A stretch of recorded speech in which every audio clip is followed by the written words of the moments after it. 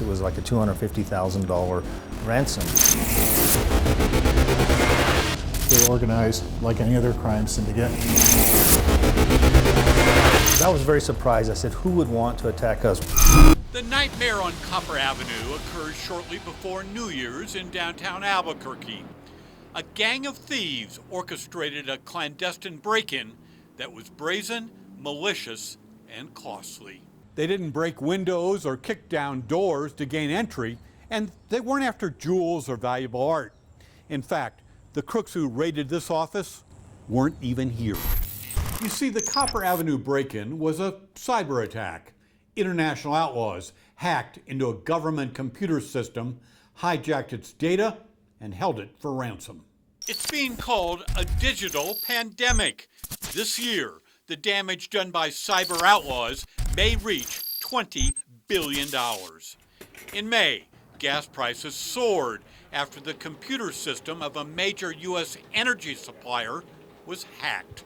Colonial Pipeline paid the crooks a $4.4 million ransom to retrieve its data. And beef prices rocketed sky high after cyber bandits shut down the operation of a major Midwest meat producer. The ransom in this case, $11 million.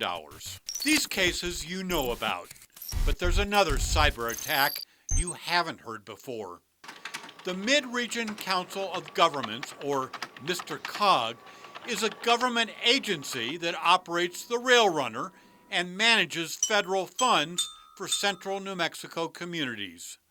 The nightmare on Copper Avenue began December 28th last year.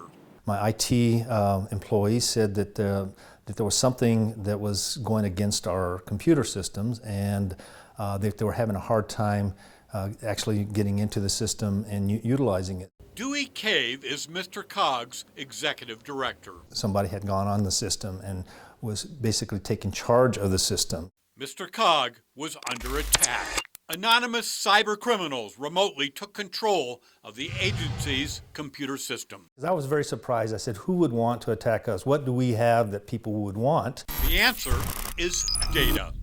Crooks changed passwords, gained access to files stored on servers, and scrambled Mr. Cog's computer data, rendering it unusable.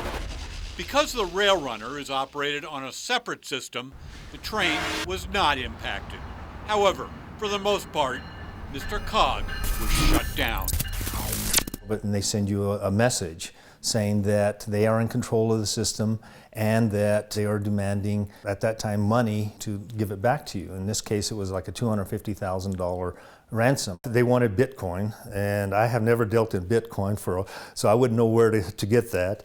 But I felt like there was a lot of money. I said, there's no way we can afford to pay that. Rather than pay the $250,000 ransom demand, Mr. Cog hired an IT security team to retrieve data and free a computer system held hostage. It ended up costing us a considerable amount of money, from my perspective, not $250,000, to recover and to implement systems in the future, but nowhere near what the ransom would have costed us. By the time we cleaned out all of our systems, all of our computers, and reset them, and by the time we put in a system that would protect us in the future, it ended up costing us a little over $100,000. So who are these guys? The ransomware attack is believed to have originated from Germany. However, no one has been able to identify the crooks or their location. Cybercrime is far more prevalent than it used to be, and recently I read it's in the top 4 crime industries in the world. And even just ransomware is now approaching trillion-dollar status. Joshua Lieberman is president of an Albuquerque-based cybersecurity firm, Net Sciences. So for the criminal out there, how easy is it for them to break into computer networks in this country? It's quite easy, but it's not brute force. It's not through the firewall. It's always in a roundabout manner. It's by clicking or tricking people into clicking. Once they click and they start a compromise, they open a door into their network unwittingly, and there's no limit to the way we can be tricked. In this case, the extortion plot failed. However, the damage was considerable.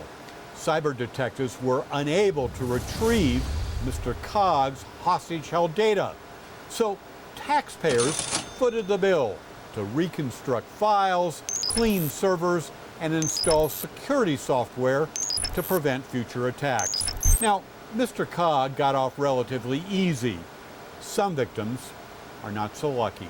It can cripple or end a small business. I mean, these ransomware demands, how many people watching this right now could pay that $250,000 fee and move forward with their business, even if nothing else went wrong. Over at Mr. Cog, Dewey Cave thought his agency's computers were secure. December 29th changed all that. We've implemented a system that monitors activity, traffic all the time, 24 hours a day, to determine whether or not somebody's trying to penetrate our system. And that's something that we didn't have in the past. Most small businesses, small government agencies, do they protect themselves adequately from cyber attacks? Emphatically no. Not at all. Virtually no businesses are adequately protected, and many businesses are not protected at all. Larry Barker, KRQE, News 13.